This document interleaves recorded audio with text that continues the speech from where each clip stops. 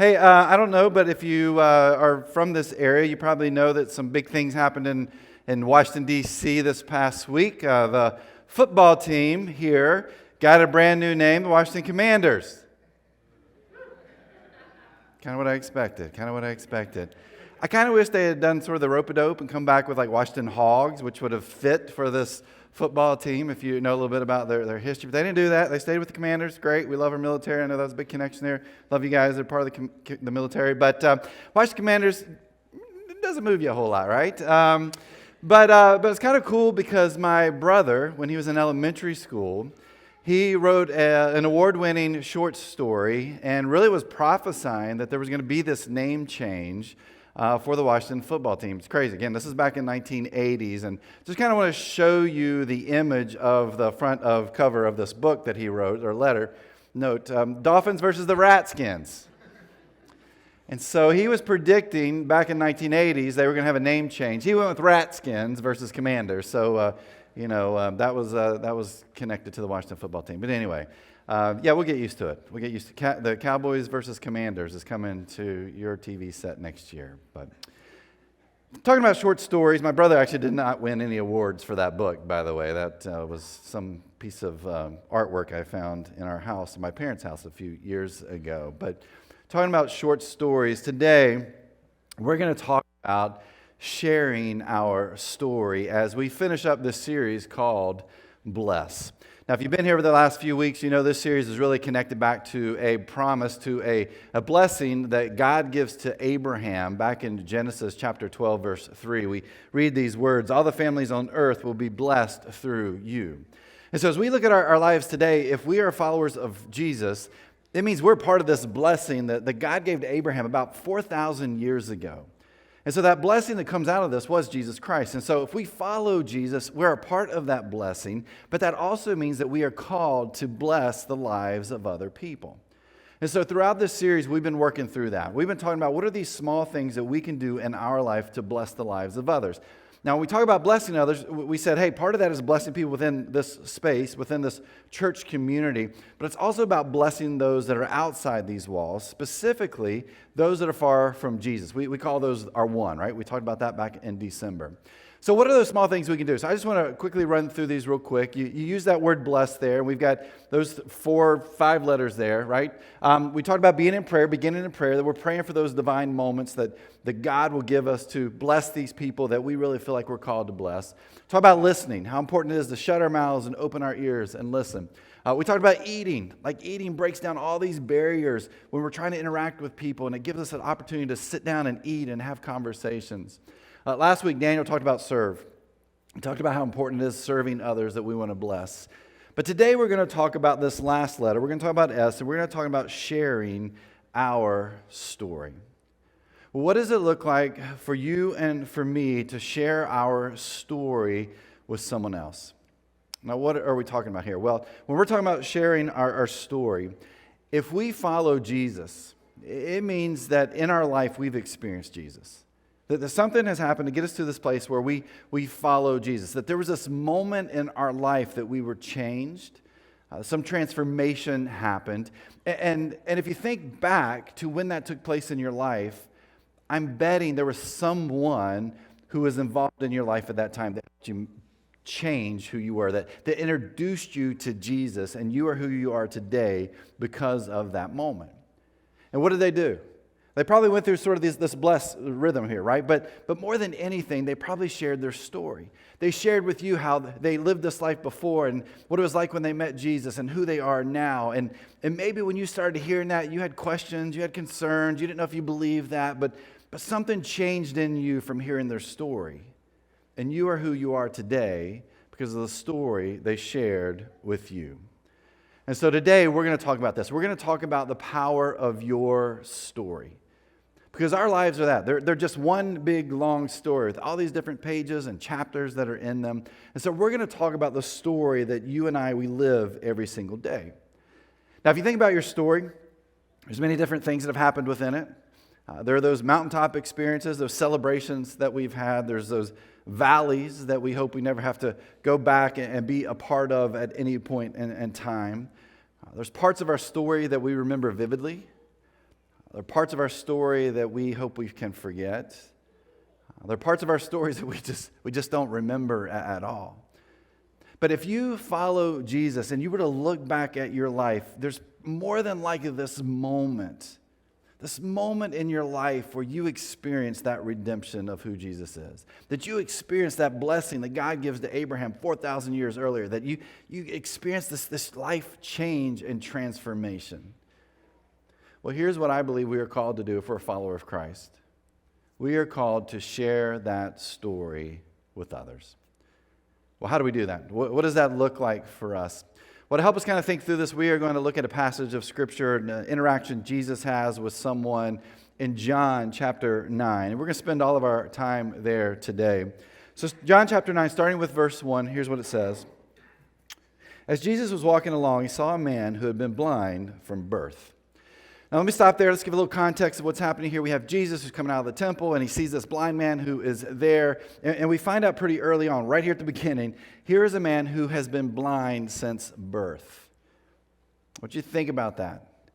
That's been many, many years for this guy. And we don't know specifically how many years, but 10, 20, 30, 40 years. We know he's been blind for a long time.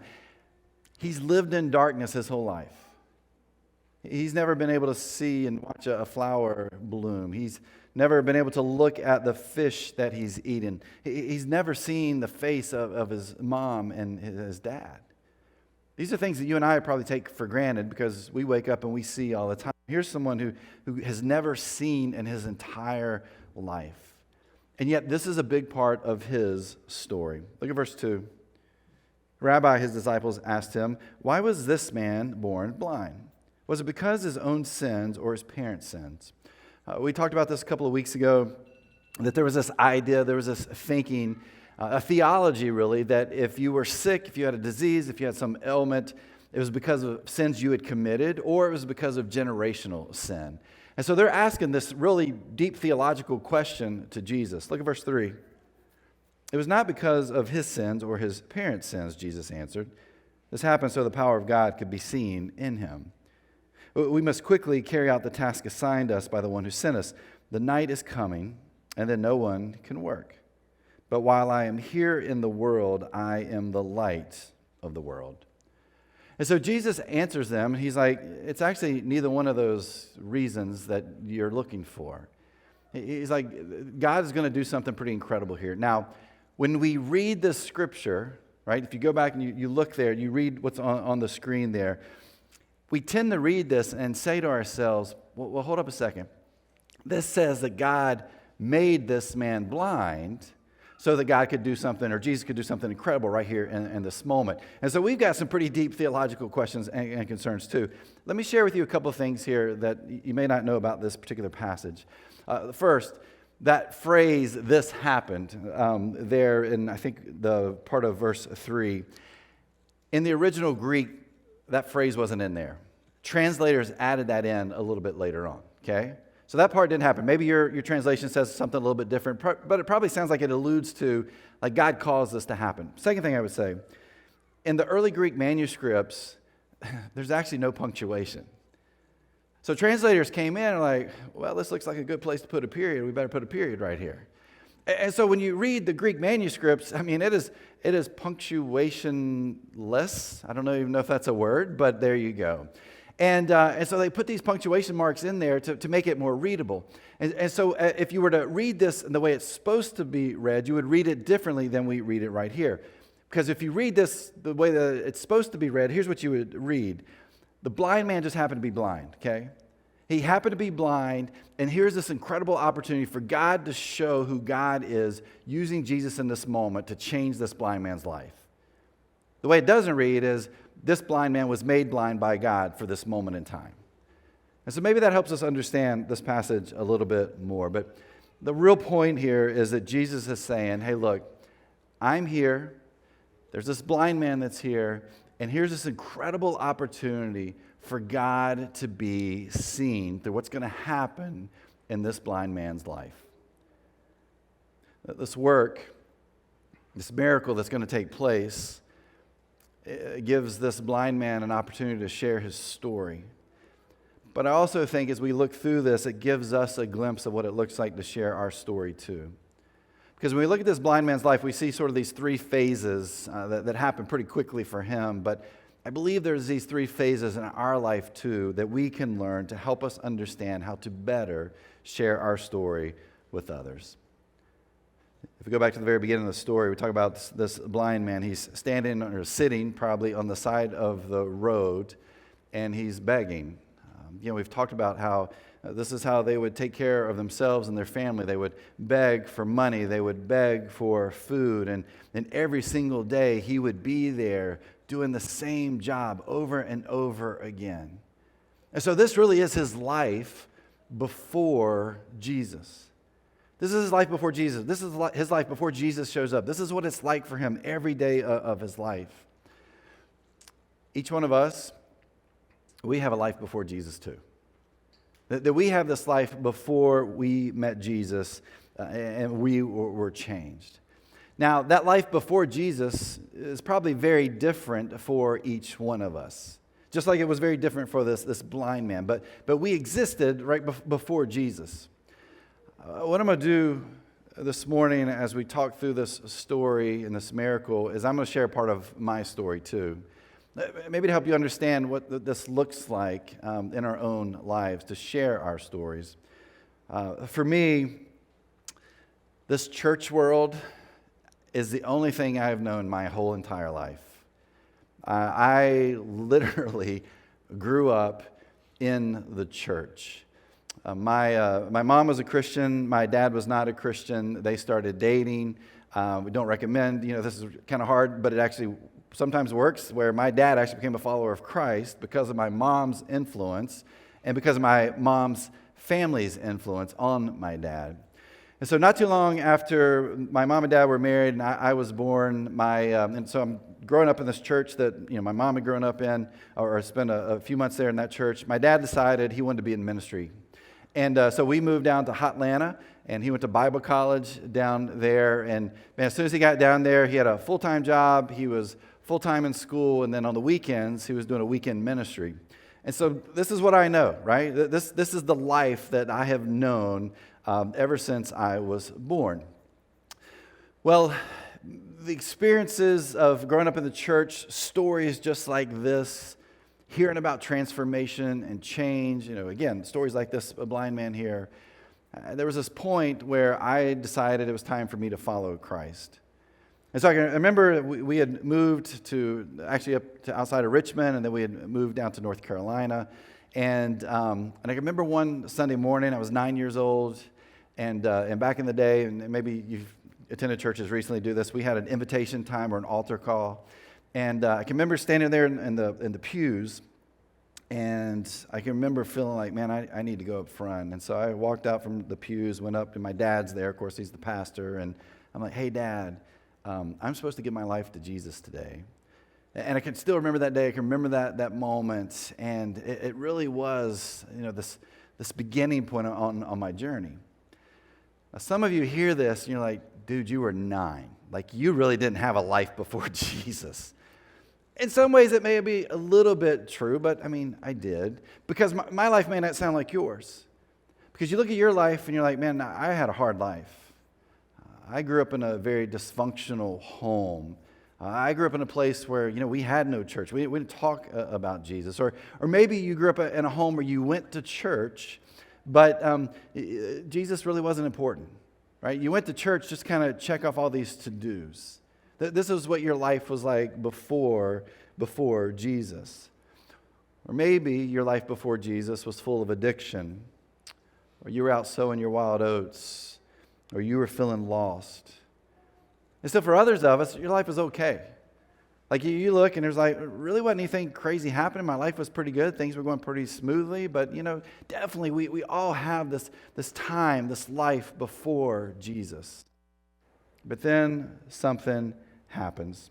Something changes. Look at verse 6. It says, then he spit on the ground, made mud of the saliva, and spread the mud over the blind man's eyes.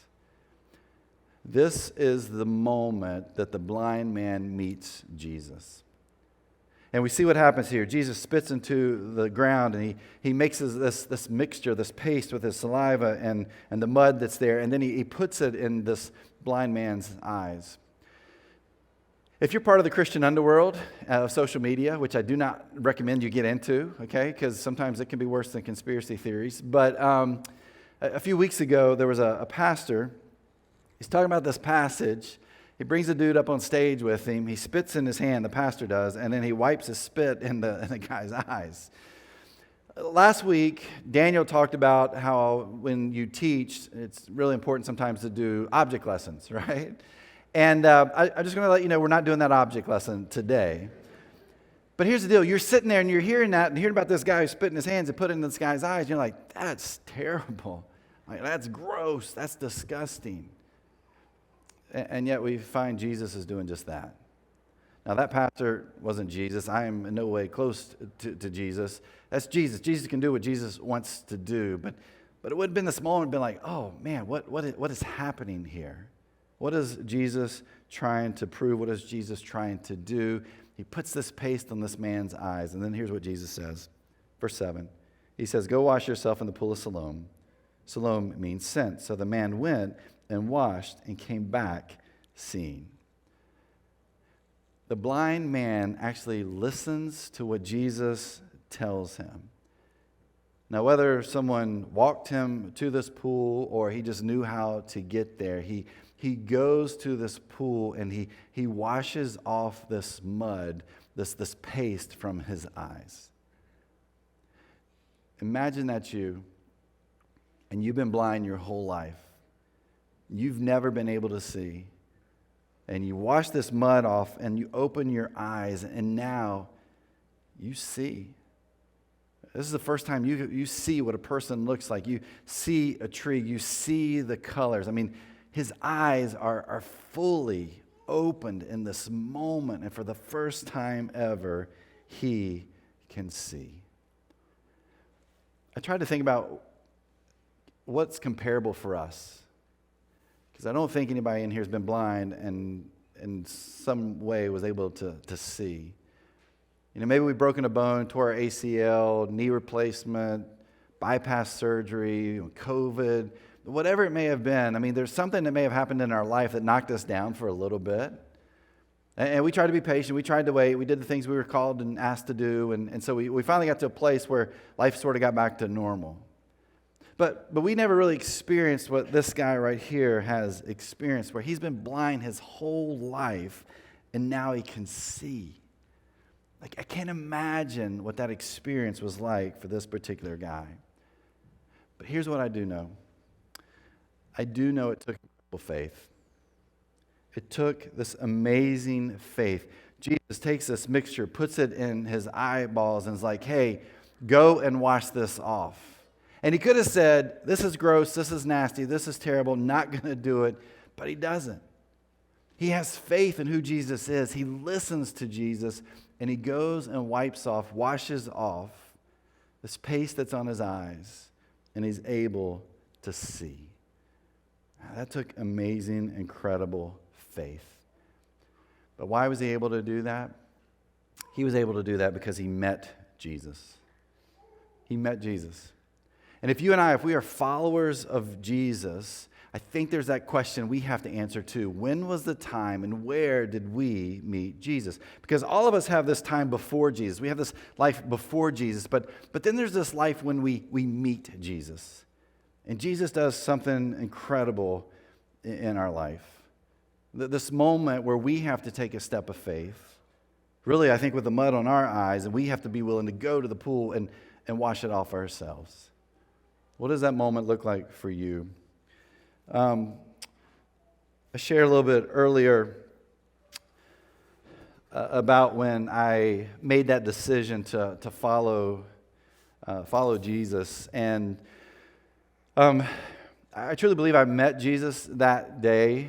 But I want to share part of my story right now, that the day I feel like I fully met Jesus, where Jesus changed my life and transformed my life, was almost 21 years, a little over 21 years ago. It was January 27th, 2001. That was a Saturday, and I've shared a part of this story before. I have not shared this piece to the story in this particular day. At that point, Kara and I lived in Princeton, New Jersey, just a little bit outside of there. She was working as a personal trainer at a gym, and I was a youth pastor at a church. And we woke up on that morning, again, 21 years ago, and it was a cool January morning. We jump into her Ford Explorer Sport vehicle, and we took a drive down to the Children's Hospital of Philadelphia. Some of you may have been there before. It wasn't to go visit someone. It wasn't for treatment for one of our kids. We were there because Kara was pregnant, and we found out a few days earlier that our child had passed away in utero, 7.5 months into that pregnancy. I can tell you that here we are 21 years later, and it's still the worst day of my life. I'm telling you the story from my perspective. It was a terrible day for Kara too, but this is coming from me. We got there early that day. They told us to. I think we were there at 5:30, 6 a.m. They said, hey, we want to help you guys out. We want to do this as quickly as we possibly can so we can get you guys back home so Kara can rest and so you guys can begin to heal physically and emotionally through all of this. So we get there early. They put us in one of the rooms, and they actually put Kara into labor. They gave her medicine to get her body thinking it was time to deliver a baby. And so they gave this medicine to her, which, if you've been there before, it's very, very painful. Well, after a little while, we were like, hey, she's in a lot of pain. Can you give us something for the pain? And we really can't because we want to be sure we can get in there and do this pretty quickly. And, we're gonna come back. We're gonna grab you guys. So, we can't do anything right now. And so we waited. And we waited, and we waited. The plan was they were going to take us back to the OR. You may be asking why, and the reason's pretty simple. It was really about the emotional trauma and pain that Kara was going through, and they wanted to make that day as easy as they possibly could. So we waited and waited, and then that morning actually turns into the afternoon. She's still in labor, and they still won't give her any medicine at this point, just again, because of, hey, we're going to get you back there. Well, being the husband and being there with her and watching that, it's like, can you help us out? What's going on? Why isn't this taking place? And they said, hey, there's been a pretty horrific accident here in the Philadelphia area, and so our ORs are just slammed right now. And we're like, well, what about the medication for her? Like, sorry, we really can't do much for her at this point. While my wife is there on this hospital bed in labor. By the way, we don't fault the medical community at all in this. Please understand that. We understand where they were coming from. That afternoon actually turned into evening, and around 6 p.m., we'd been there for a little over 12 hours now. They finally came in and were like, hey, we are ready to take her back to the OR. And so they're thinking about that. They're thinking about her, taking her to the OR, making sure she's, ready to go and they can do what they need to do. They're not thinking about where they're pushing us through.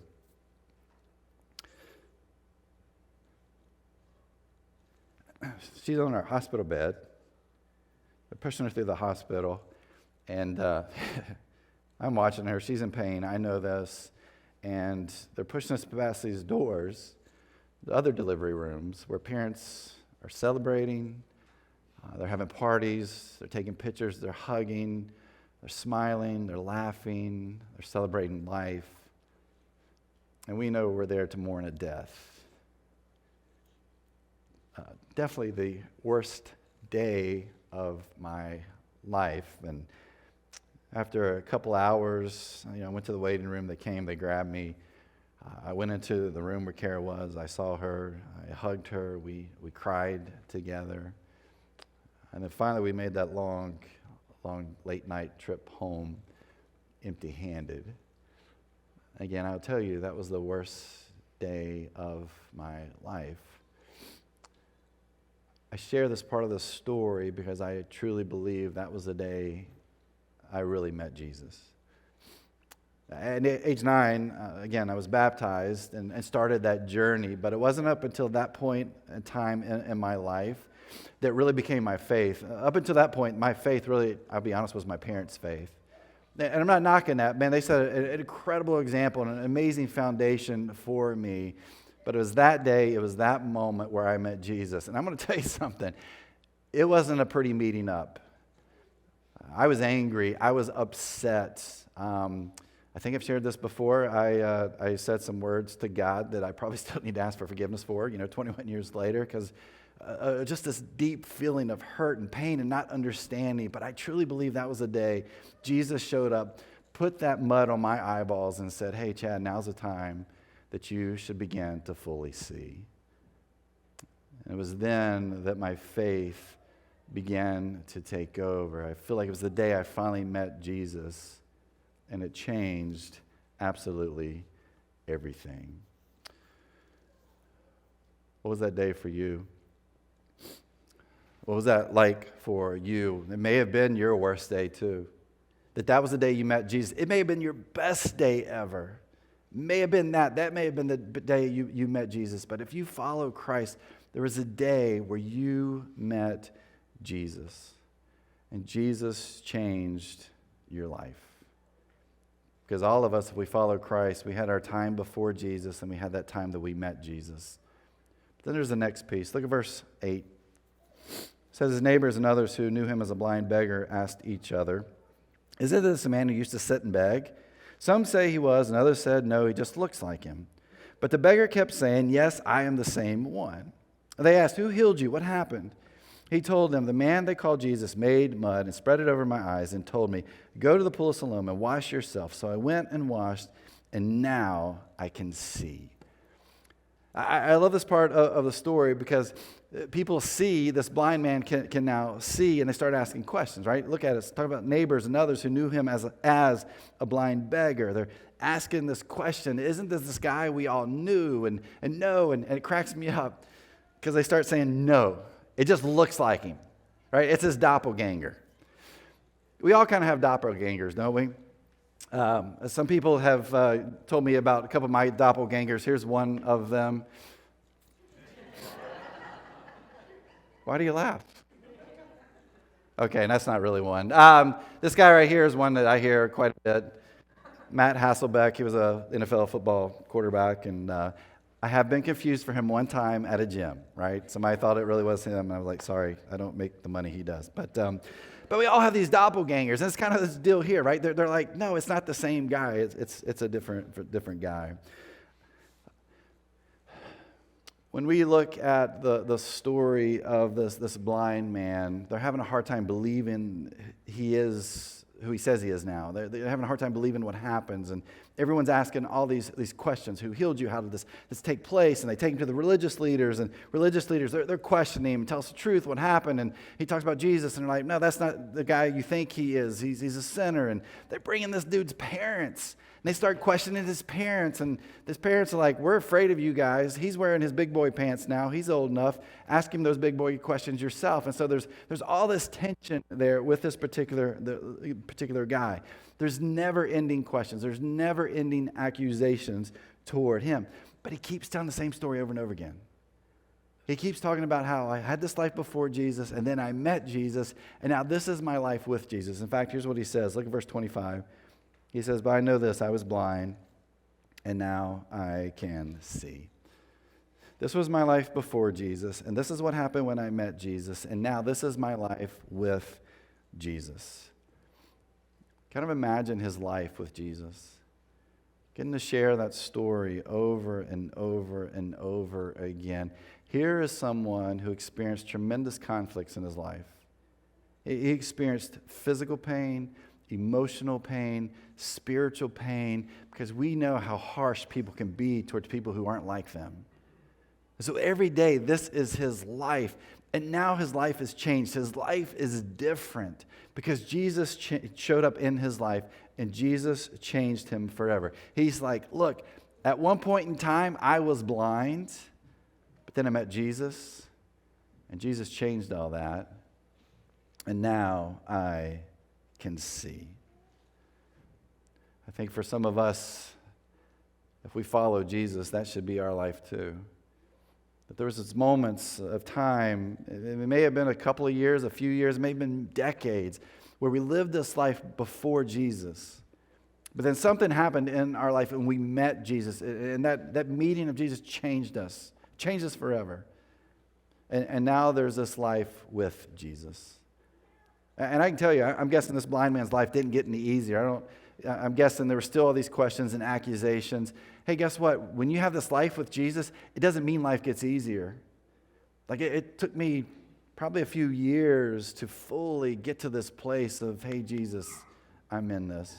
After what I just shared with you. And our life has not been perfect since that day happened. There's been all kinds of things that we as a couple and a family have still continued to deal with. But we're doing it with Jesus, which is very different than when you're not doing that with Jesus. See, that's our story. That's my story. And I know I am changed and different today because I met Jesus fully on Saturday, January 27th, 2001. What's your story? What is the story that you're telling? What is the story that's about your life before Jesus and when you met Jesus and your life with Jesus right now? So you and I were called to share that story. We're called to share that story, to bless the lives of other people. And you may be sitting here, you might be thinking to yourself, but I don't really feel comfortable doing this. Or maybe as you're kind of thinking about it, you're like, man, what if they ask me some hard questions? Or maybe you're like, man, I really don't want to push my views and thoughts and my theology and faith on someone else. Or you hear our story, my story, you're like, Chad, my story is nothing like yours. It's not that powerful. It doesn't make any difference. Your story is powerful. Your story is strong. It's your story. And you get to share it. And you get to talk about your life before Jesus and when you met Jesus and now your life with Jesus. And you know why you share that story? I believe it's because of what we read in 1 Peter chapter 3, verse 15. Instead, you must worship Christ as Lord of your life.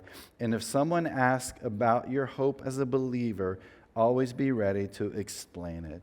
When we are blessing the lives of others, we're explaining where this hope comes from. If we're followers of Christ. And how do we do that? Well, we share our story. From its beginning to the middle to where we are right now. There may be things that are holding you back, but don't let that happen. Use your story to fully bless the lives of others. Because here's the deal. If you're a follower of Christ, you've been blessed, and you're called to bless the lives of others. And we do it through all those things we talked about, through prayer and through listening and through eating and through serving and through sharing our story. And my prayer is, as a church, we become a church community that blesses the lives of others. Because we know if we follow Jesus, we have been incredibly blessed ourselves.